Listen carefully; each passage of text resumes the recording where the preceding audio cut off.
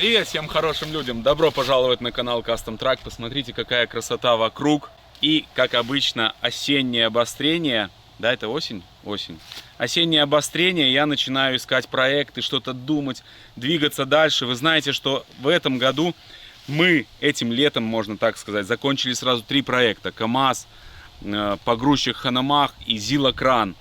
Впереди еще у нас Зилотах, и все, и проекты заканчиваются. Я знаю, что Прага еще у нас есть, и Митька. Их мы отложим на, я думаю, уже весну. Вот, так что в этой серии мы отправимся в славный город Гомель, где будем покупать Volvo необычной компоновки, которая идеально нам подходит для того, чтобы построить эвакуатор. Я уже был на осмотре, немножко посмотрел, и, собственно, к сожалению, камеры не было с собой, поэтому прошелся, снял чуть-чуть на телефон, прошел, обошел вокруг эту машину, посмотрел, чтобы в целом и с большего нормальное было состояние ходовой части. Мотор запустился без проблем, мы сели, даже проехали, прокатились. И вы знаете, мне понравилось. Сильно большого колхоза в этой машине нету. И, собственно, почему бы не брать?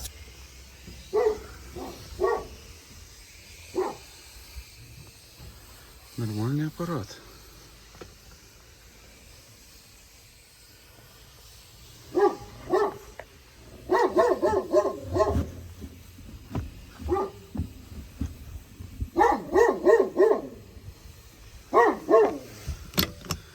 Ручник КАМАЗовский уже стоит. Это надежно. Цена подходящая, недорого. Ну, в общем, все как мы любим. Поэтому договорился с продавцом, оставил предоплату, он подготовил машину к тому, чтобы мы ее забирали. И сейчас вот мы уже движемся, чтобы ее забрать. Скоро я вас с ней познакомлю поближе. Ну а сейчас я вам желаю приятного просмотра.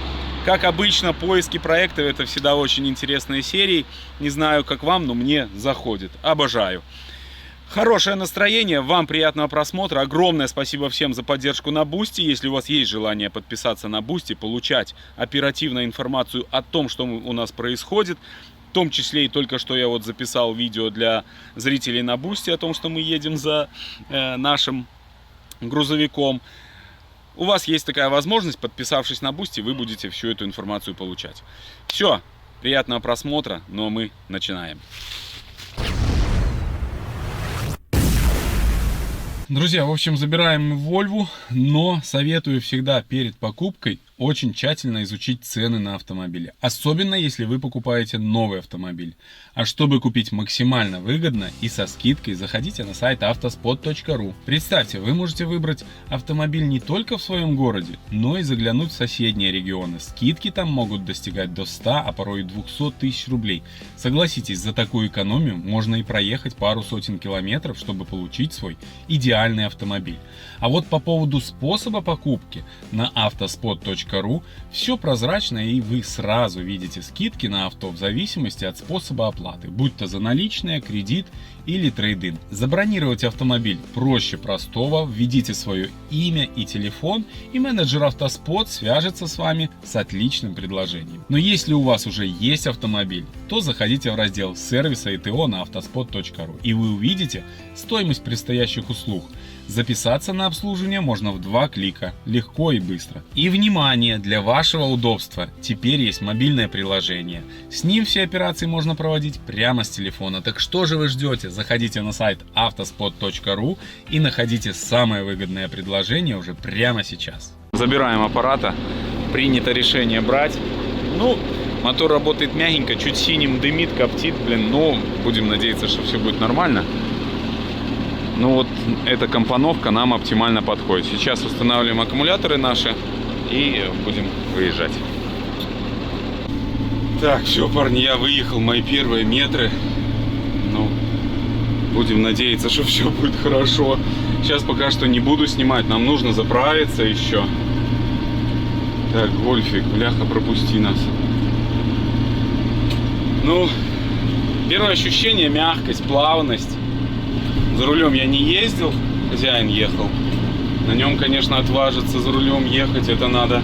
Но управление легенькое. Посмотрим, как он дальше себя будет вести. Что у нас тут? Все в грязи. Тахометр работает. Спидометр тоже вроде бы работал. Ну, вечно я ввяжусь в какую-то авантюру. Но главное, чтобы нам хватило топлива до заправки. Сейчас заправимся и поедем дальше. Нам нужно будет чуть-чуть здесь по деревням ехать. А потом уже будем ехать по трассе. Ну все, вот такой здесь оффроуд у нас, блин. Первый оффроуд на Вольве. Но я думаю, все будет нормально. Тачка в оригинале, она просто требует ухода. Понимаете, вот просто требует ухода. И все будет хорошо. Въезжаем в Добруш. Ни разу не был здесь. Посмотрим. Точнее, какой-то рассвет. А, поселок перед Добрушем. Ну, сейчас покатимся потихоньку. Впереди у нас 222 километра до Могилева. И потом еще 70 до дома. Пожелайте нам удачи, но, конечно, если эту машину доделать, довести до ума, она очень четко едет. Ну, в плане вот комфорта, ну, как-то вот вообще нравится, как она едет. Нравится. Такая у нас погодка осенняя, но красивая. Листья опадают, желтеют. Скоро зима, блин. Скоро зима. Все, едем. Я заехал на заправку, заправил 40 литров на Роснефти. Надо все-таки нам найти Беларуснефть, там есть бонусы, поэтому лучше там заправляться. Вот. Поэтому будем ехать дальше, смотреть заправочку. Да, забыл самое главное, передать привет всем нашим зрителям и подписчикам из города Добруш. Потому что здесь я ни разу не был и ни разу не передавал вам привет. И, кстати, привет подписчикам из города Гомель. Мы тоже там были, оформляли документы. Вот, так что всем вам, друзья, привет, привет огромный. Очень красиво, еду по узеньким улочкам. Зубр такой красавец. Ну и здесь река и путь. Очень красивенько все здесь выглядит. Добруш Витая. Такой красивенький, кстати, городок. Понравился мне. В общем, попали в пробку в Добруше. Блин, никак не можем выехать отсюда. Вот чуть едем. Навигатор, кстати, пробку не показывает совсем. Ну, потихоньку доедем, блин. Вроде по приборам все нормально, температура нормальная, воздух накачался. Так, с большего вроде бы все хорошо. Дорога здесь ужасная.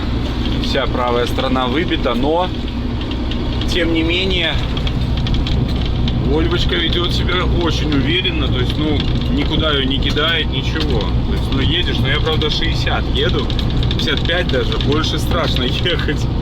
Вот, еще солнце слепит, блин. Ну, ладно, потихоньку доедем. Здесь наверняка еще руль должен бы, по идее, опускаться. Но не знаю. Все, движемся, узкая дорога, нельзя отвлекаться. Только что нас остановили гаишники, но, правда, отпустили. Спросили, что везете? Я говорю, да ничего не везем, только купили тачку. Ну, молодцы, молодцы, отпустили, никаких вопросов. Вот, так что двигаемся дальше. Какой-то насыщенный у нас сегодня день.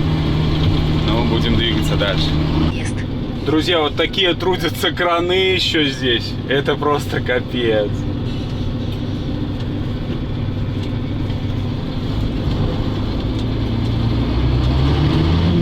Лобатый со стрелой. Ужас. Держитесь левой полосы. Пошел. Все, и мы поехали.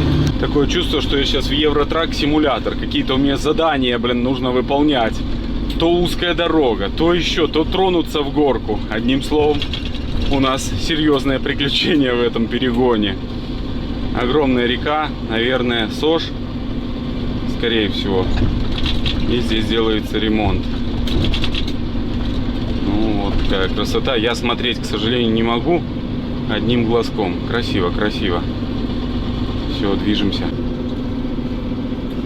Поверните направо.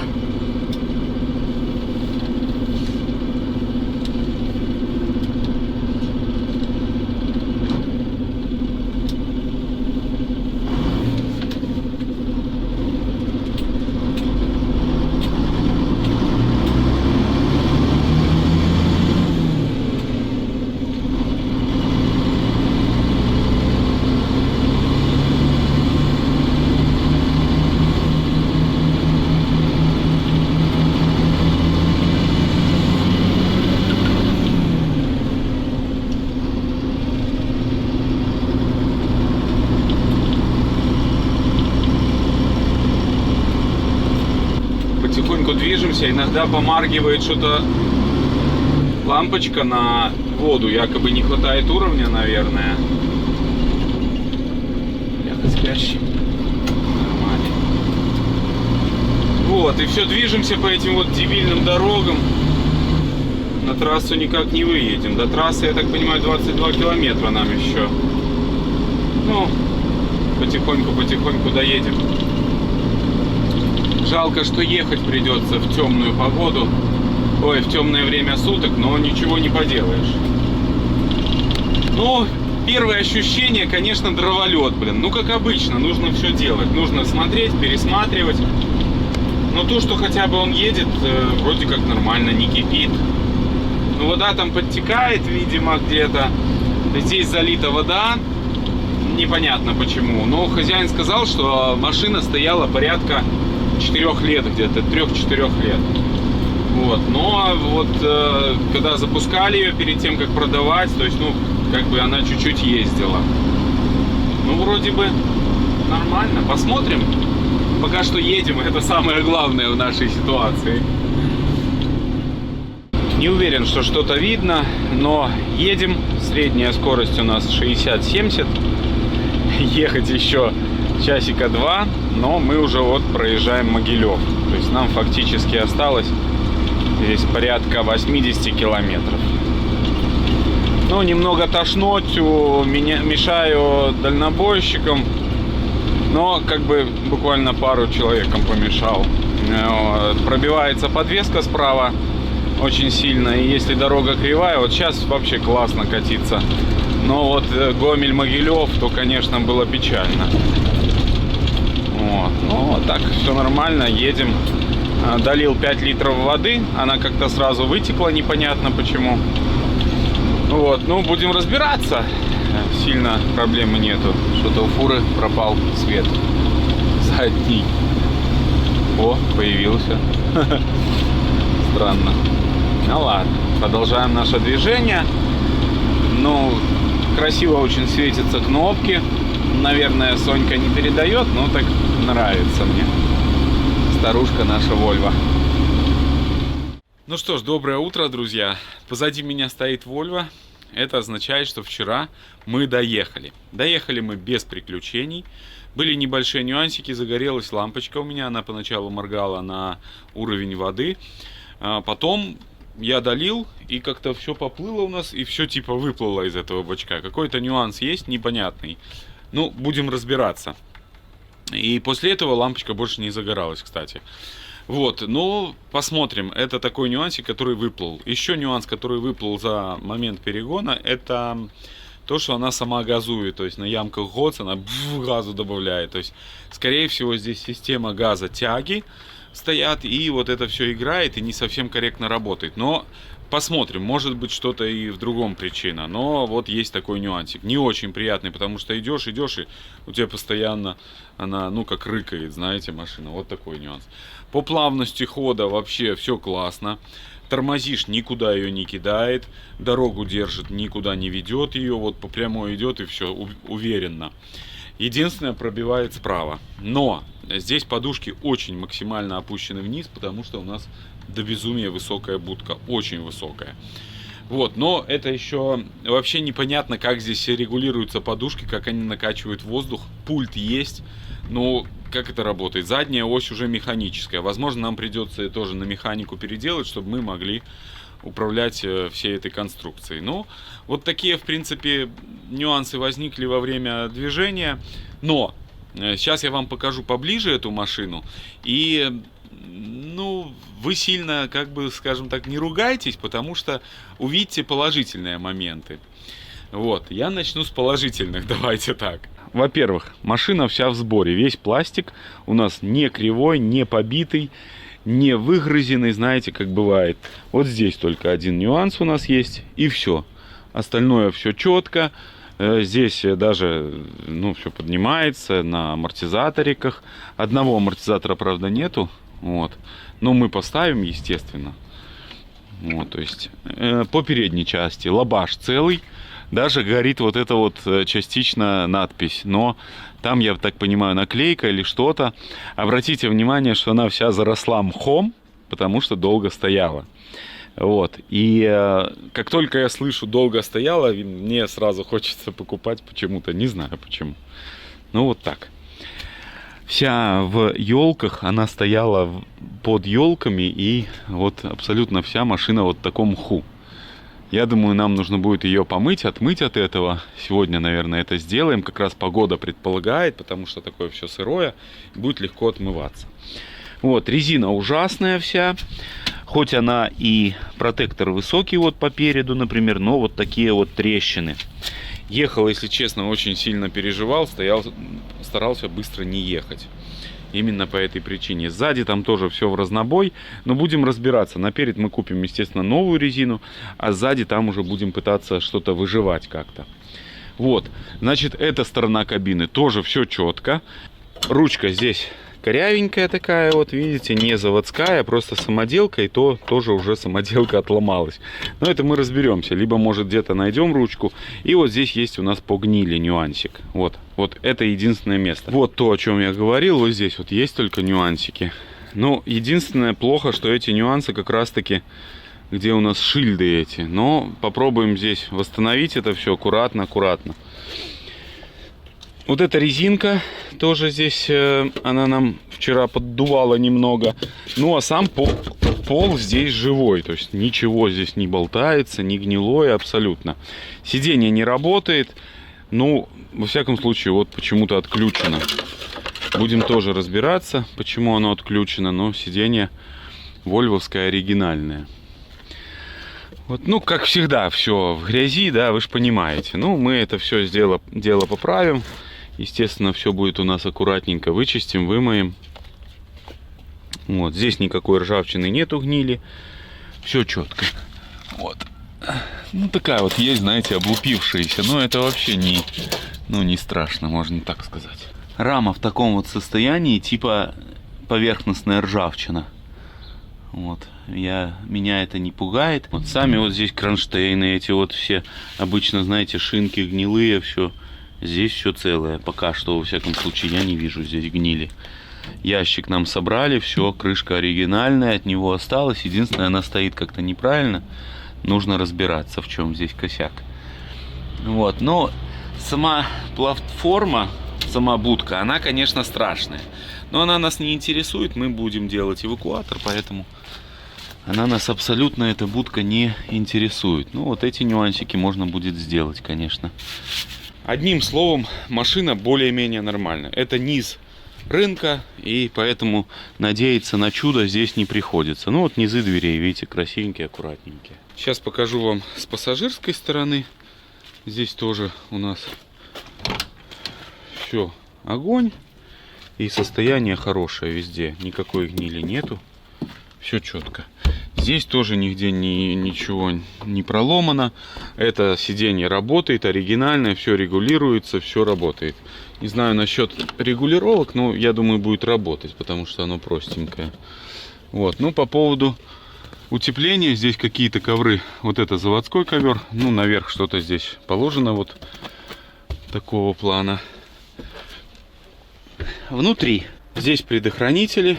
Немного вот это болтается некрасиво. Нужно будет тоже сделать. Ну, годы берут свое. Все в ножах. Один нож. Здесь копошился, второй нож нашел. В общем, веселуха. 2 спальника. У нас комплектация с 2 спальниками. Вот, сейчас вам покажу. Не знаю, как это эффективно, насколько. Ну, вот такого плана. Возможно, даже этот спальник, ну, мы снимем. Не нужен он нам, я думаю. Он портит вид, мне кажется. Вот еще один спальник.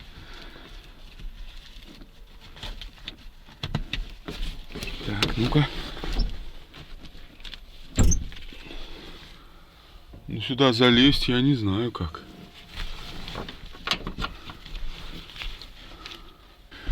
Ну, в общем, со спальником какие-то нюансы. Я думаю, вот этот спальник нужно делать как основной спальник. Да, его нужно будет отрегулировать, он регулируется. Вот, что у нас здесь по люку? Интересно.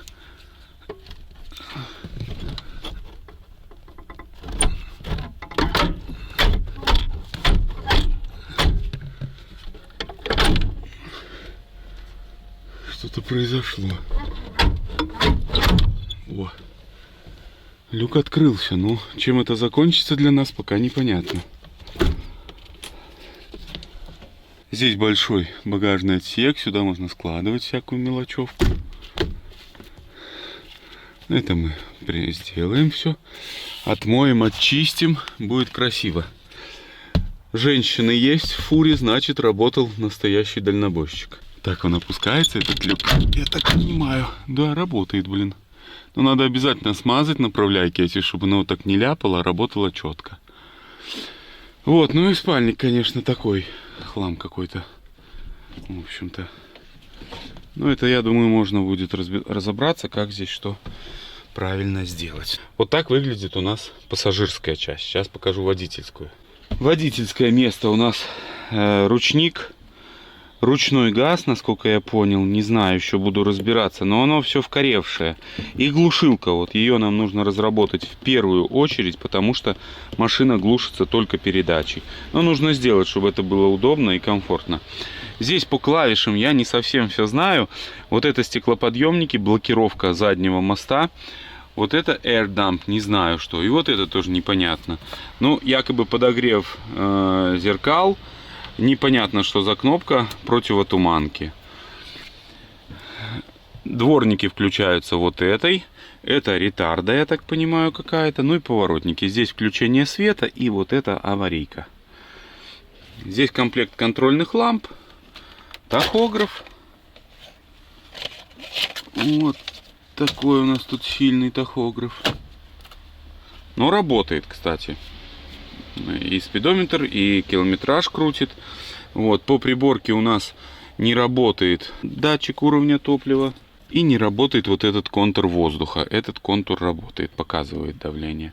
Здесь давление масла в двигателе работает. И работает вольтметр. А нагрузка на ось не работает. Ну, вот такая машина. Рация вынута, магнитола вынута, динамики вынуты. Это стандартная тема, но вот здесь какие-то стоят. Непонятные. Возможно, просто... Да, там просто заглушки. Но это не проблема. Динамики мы купим. Все это сделаем. Это не проблема абсолютно. Вот так выглядит наша машина. Давайте чуть-чуть ее сейчас подшаманим. Подшаманим именно ВДшкой пройдемся. И следующее, что нам нужно будет сделать, я думаю, ее помыть от этого мха. Вот, хочу поскорее, чтобы она выглядела уже покрасивше. Вот такие у нас задачи. По печке. Печка работала. Единственное, отсюда дует очень холодный воздух. То есть тоже нужно разбираться. Но так, мотор печки здесь корявенький, он гудит, шумит. Но едешь, моторчик не нужно включать, он и так дует вполне хорошо. Здесь рация была, видите, и вынесена даже антенна сюда. Ну, рацию здесь ставят, чтобы было слышно хорошо динамик. Потому что если здесь поставишь рацию, то динамика слышно не будет. Вот такие дела. Ладно, будем разбираться. Здесь темно еще. Непонятно, что и как. Но мне нравится, и это самое главное. Этот проект у нас не будет таким прям быстрым или еще что-то. Это проект, который вот для души, можно так сказать. Меня вдохновила поездка на ТБТ-шоу. И я хочу тоже, чтобы у нас был свой какой-то эвакуатор, на который мы можем поставить нашу технику и съездить куда-то на выставку, какие-то проекты привезти. У нас есть прицеп трал, его я, кстати, пытаюсь продать, но он не совсем подходит под наши цели. Да, где-то здесь по месту на нем без проблем можно съездить, но куда-то далеко с ним очень неудобно ездить, выворачиваться, крутиться очень неудобно. Вот, поэтому такие вот у нас дела. Ну что ж, начинаем работать. Я-то уже переоделся. Начинаем работать. И скорее хочется уже что-нибудь сделать в этой машине, досовершенствовать ее. Полазил здесь по кармашкам и нашел вот такой наворот крутой, которого у нас не хватало. Вот, смотрите. Сразу преобразилась панелька. Это мы все, естественно, вычистим, вымоем. И я думаю, будет красота.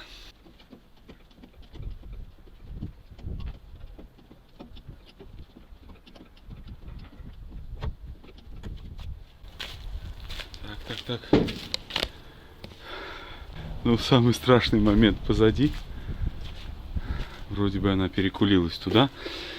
Ну, вот так выглядит наш здесь моторный отсек. Не очень красиво, да, не спорю. Все в елках, все такое. Мотор у нас состояние не супер. Он все нормальный, он запускается. На холодную чуть-чуть синим дымит. Вот, немножко сапунит. И вот вижу, что тут что-то у нас не то.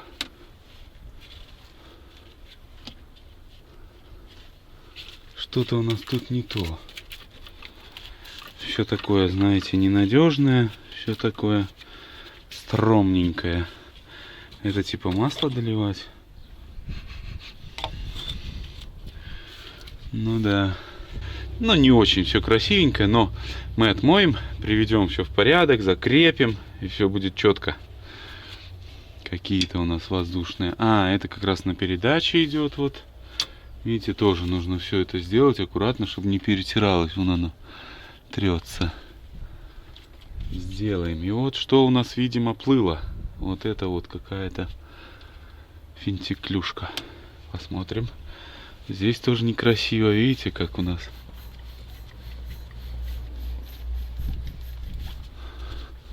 Даже слышно, как сифонит. Ладно, сейчас еще полазим здесь, поразбираемся, посмотрим. Вот так выглядит крыша. Вся в мху, к сожалению, заросшая. И сейчас вам покажу водительскую сторону.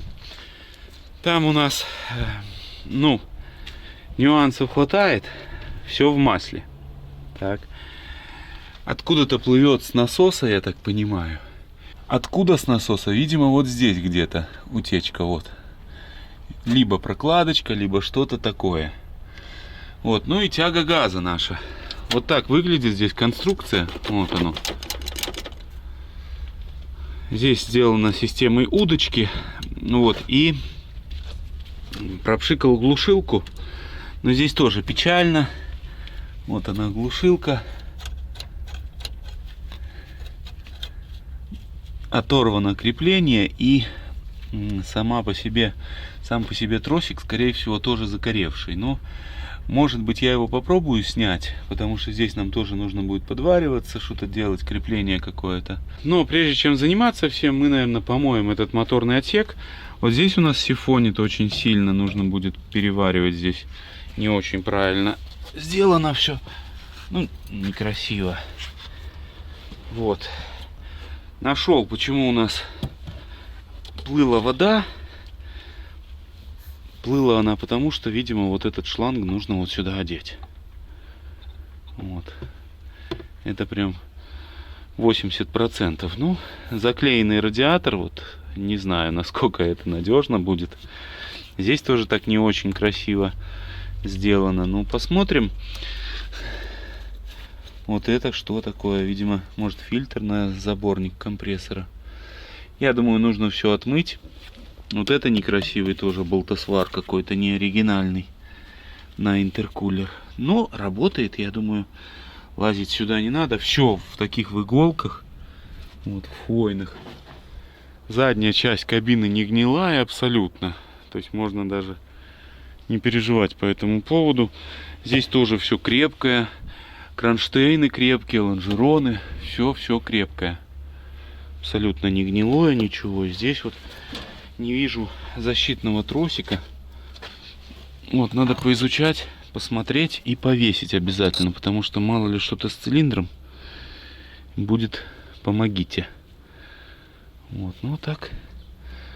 Кабину, подвеску кабины я пока не знаю, как мне проверить. Но когда едешь, только лишь пробивает передняя правая сторона. Сейчас покажу, где. Вот в этой части у нас долбит по раме. Номер у нас, кстати, читается. На удивление прям. Вот, долбит по раме, потому что вот эти подушки выставлены слишком низко. Нам нужно их чуть приподнять. Я думаю, все будет нормально. Вот, и вот здесь расстояние, это на ямах дуду молотит. У нас перед на пневме, вся машина на пневме, и зад, и перед. Все на пневме. Воздушный фильтр вот так реализован, он сюда заходит. И вот там заборник. Но там тоже не хватает какой-то решетки. Я думаю, тоже нужно ее сделать.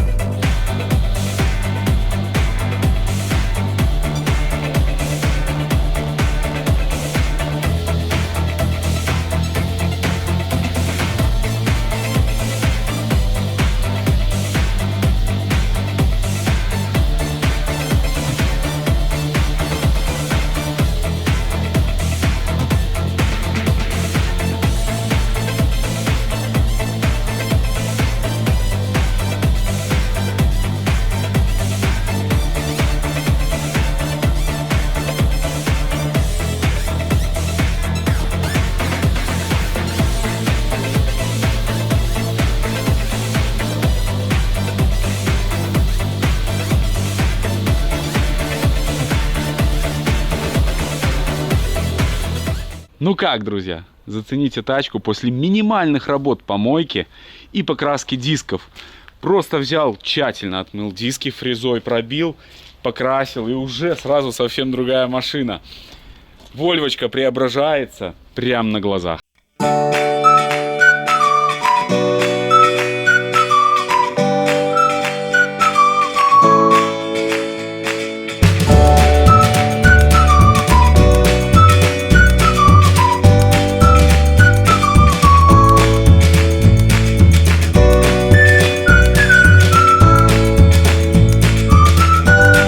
Думаю, 3 часа, потраченных на эту работу, они не зря. Но это еще не все.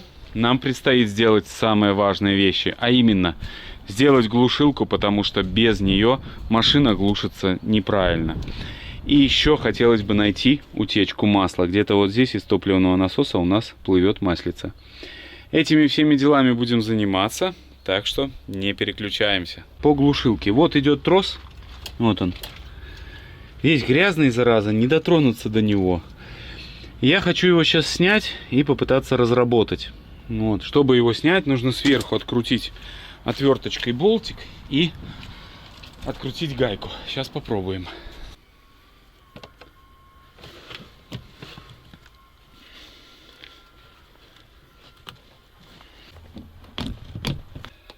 Открутил уже винт. Все равно не хочет.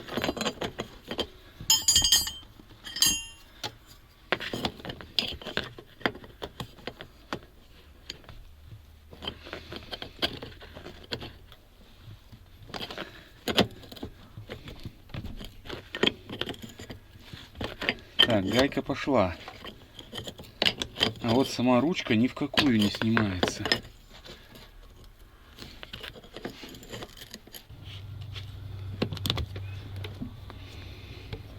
Ручку снять не могу. Сейчас буду пробовать залазить в кабину. В общем, все гораздо проще. Вот так вот.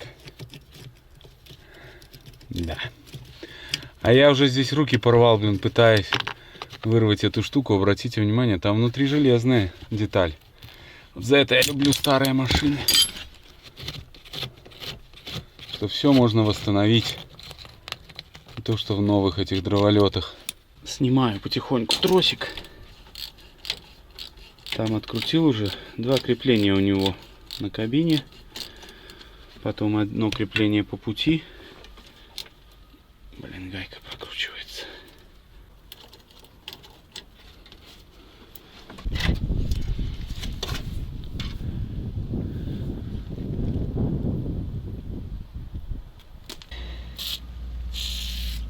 Пришлось разобрать всю оплетку. Здесь все ржавое. Сейчас ВДХ обработаем. Должно быть все получиться у нас. Почистил ёршиком всю магистраль, где была ржавчина. Достал вот эту проволоку. Тоже ее тут чищу. Трубочист, короче. Вот, ну и сейчас буду пробовать ее вставлять. ВДшечкой все пролил. Но еще нужно будет обязательно пролить маслом. Сейчас вот ВДху эту всю уберу. И буду еще тоже пробовать. Почищу немножко. В общем, реанимирую эту проволоку. Проливаю тросик маслом. Вот он уже плывет. И здесь масло есть. То есть это очень хорошо, что он пролился. Сейчас попытаемся задвигать туда трос. Ну не знаю, что с этого выйдет, если честно. А еще вот-вот приедет Юра с рейса. И мы дальше продолжим заниматься нашими всеми проектами. Наверное, уже он чуть-чуть нам поможет подтянуть все это. Ну, вставил, друзья. Пришлось повозиться. Но есть результат. Все работает четко. Все смазано полностью.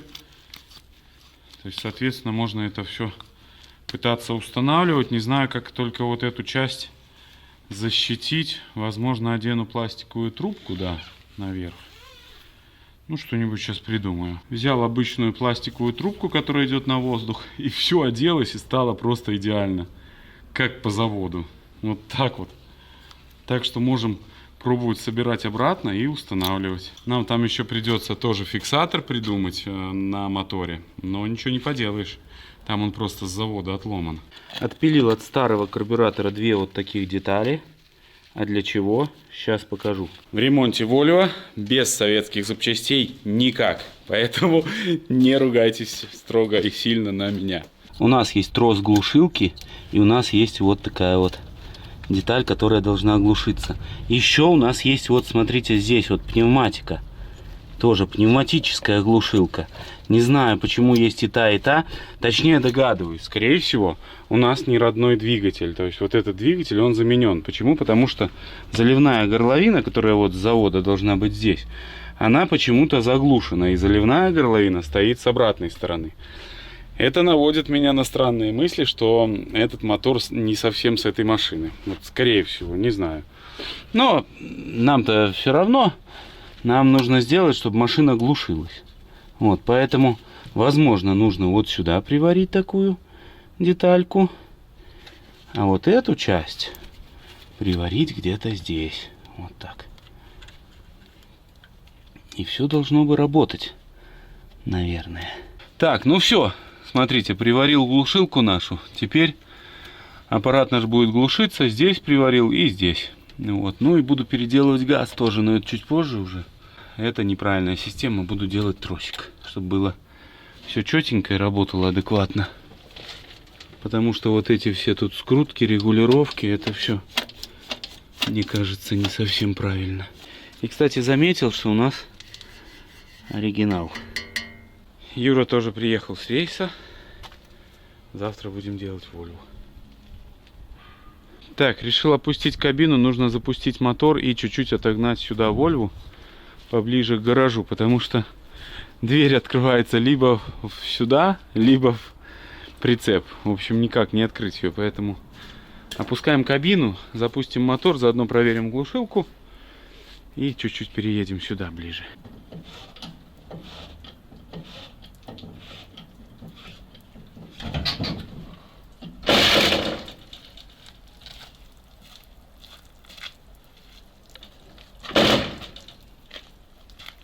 Я уже думал, что-то отвалилось.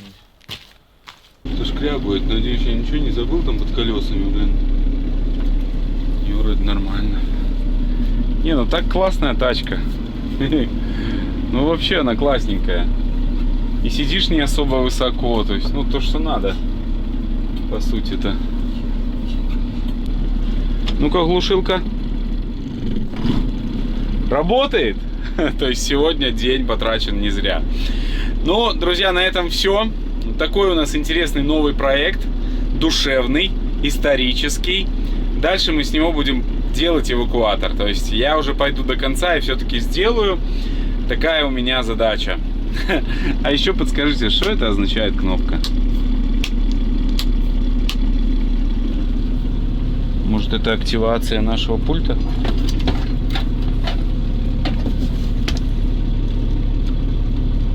Да, ну, тут его уже только, наверное,